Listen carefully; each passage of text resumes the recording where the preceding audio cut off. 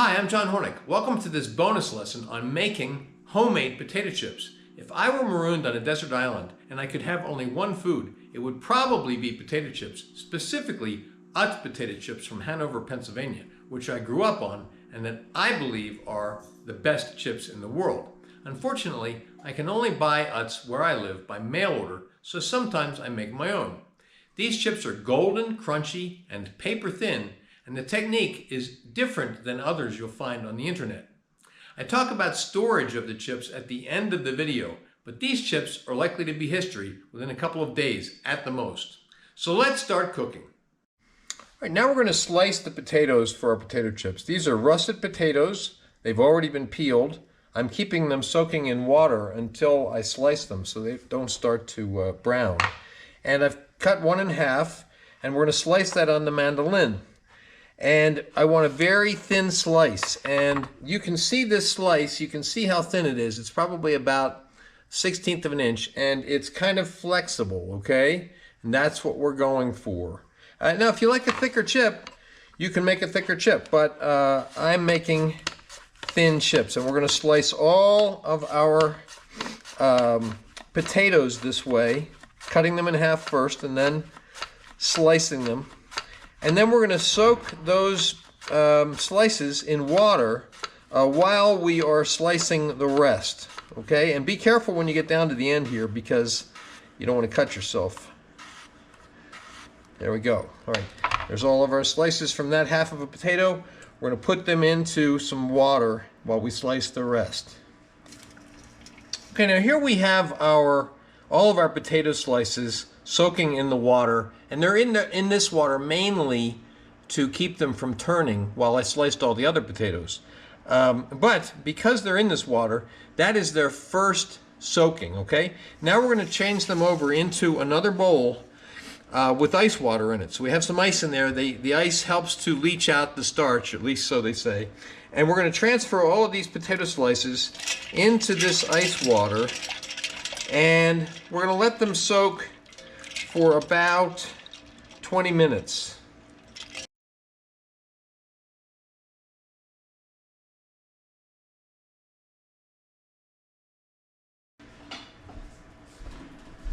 Now I want to just stir them up gently, and this is just to kind of separate the slices, okay? Because the starch in those slices is going to cause them to want to stick together to some extent. So we want to try to just stir them up a little bit here, gently, so we don't break them, to separate them as much as we can. Okay, now we're going to let these soak for 20 to 30 minutes, okay? Okay, now our slices have been soaking for about 25 minutes. Now, and the water itself is, it's a little bit cloudy, but not a lot, so a lot of the starch has come out. And when I changed these from the original water into this water, there was a huge amount of starch that already leached out. But now what we're going to do is we're going to switch these slices over into some fresh ice water and let them soak a little bit longer, okay? Maybe we'll get out just a little bit more of the starch.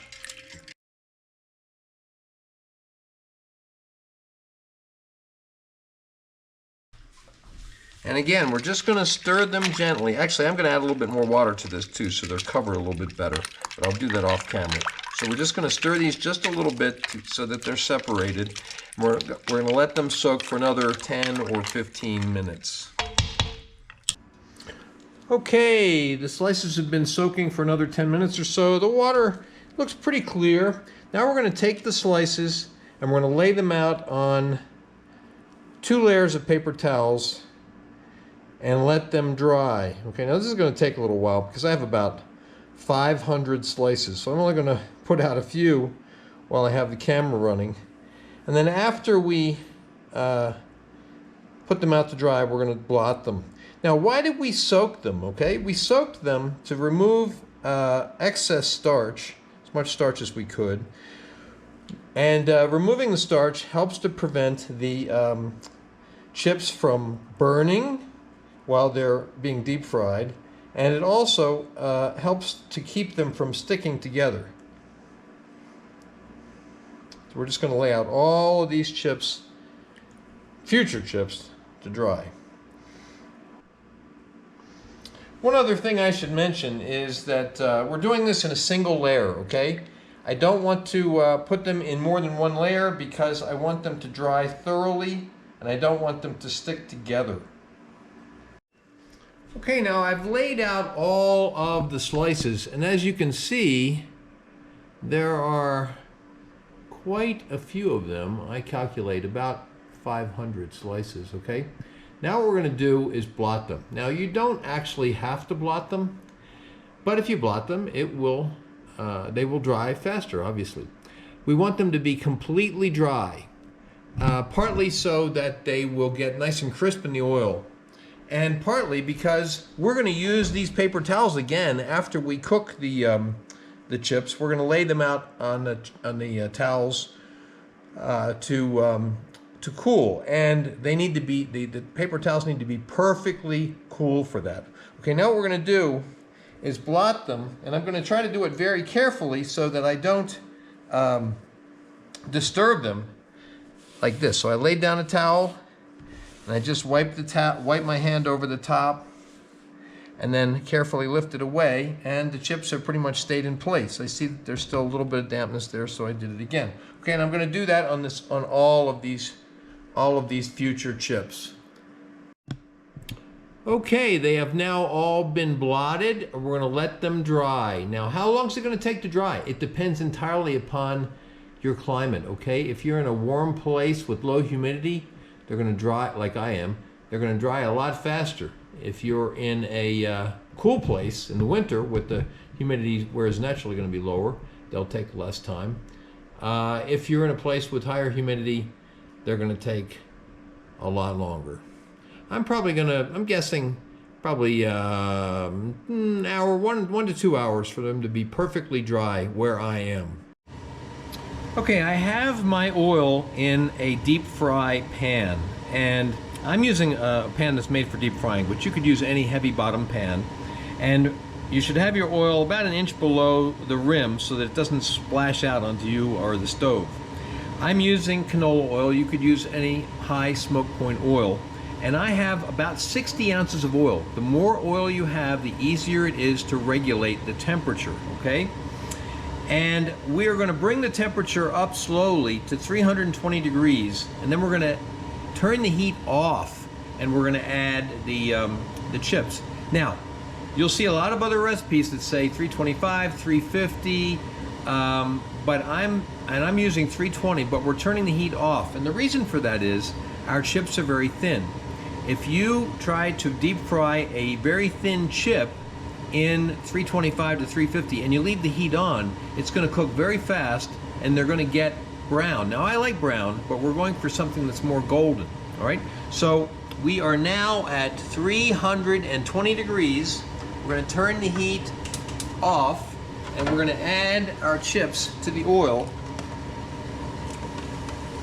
and we're going to let them cook until the bubbles have pretty much stopped coming out of the chips. We're also stirring them around a little bit so that we can have pretty much a single layer in there, okay? And we're cooking in batches so that we can have pretty much a single layer, and we don't want them to be overlapping. We don't want them to stick together, okay?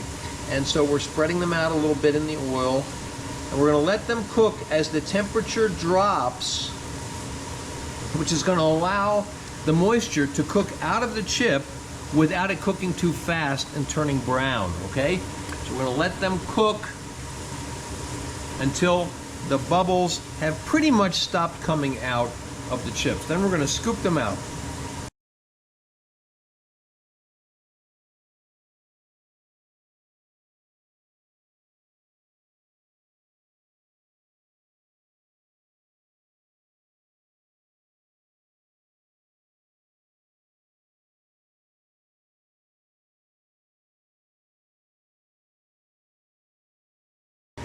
Okay, the bubbles have pretty much stopped coming out of the chips. Now we're going to scoop them out of the oil.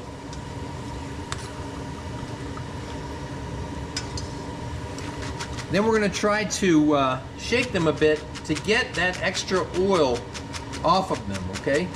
Then we're going to turn them out onto paper towels to cool.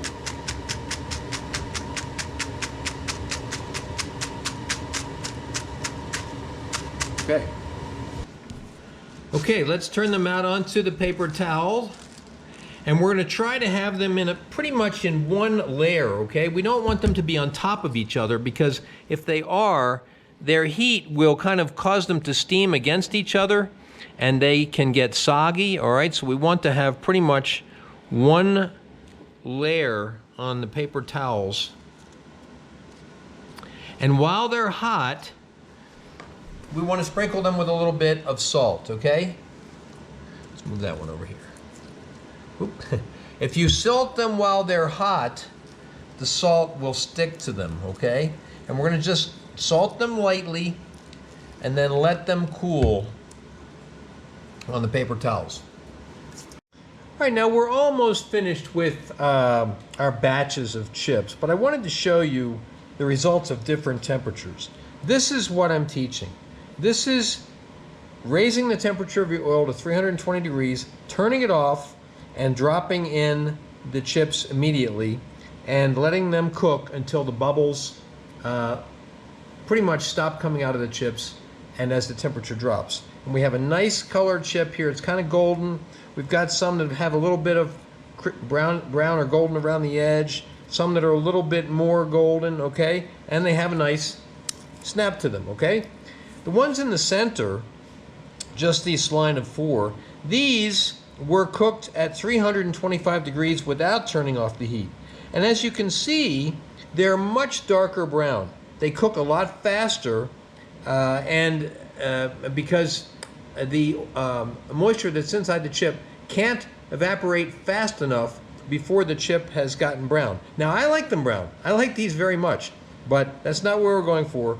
Now, over here, this batch, right in this area, this was the result of bringing the heat up to 320, turning it off, or at least so I thought, and putting the chips in, and then letting the temperature drop. In fact, I turned the heat down to low. I didn't turn it off. And so you see, the chips are not as brown as the ones in the center, but they are browner than the ones where I turned the heat off, okay? So, you know, some people like a browner chip, and if that's what you want, then cook them at 325 without turning the heat off. Or do this, which is kind of in between. Put them at 320, put the heat to 320, turn it off, or turn it down to low, I should say, then put the chips in and let them cook until the bubbles stop coming out. So there's different variations you can do depending on how you like your chips. Now here we have a beautiful finished bowl of golden, crispy potato chips. Now, you might wonder how to store these. A lot of recipes on the internet say store them in a Ziploc bag. You could do that. I prefer to store them in either a cookie tin or in brown paper bag. The nice thing about a brown paper bag is that it absorbs extra oil. And it also reminds me of my childhood. When I was a kid, chips were sold in my area. They came in paper bags, okay? And so the bags, I think, kept the chips crispier because there was some air exchange between through the bag, and also absorbed some of the extra oil, okay? Now you can see photos of the final chips at my Instagram, which is @ChefsApprentice, Cook Like a Pro. Please remember to subscribe to my channel, and thanks for watching.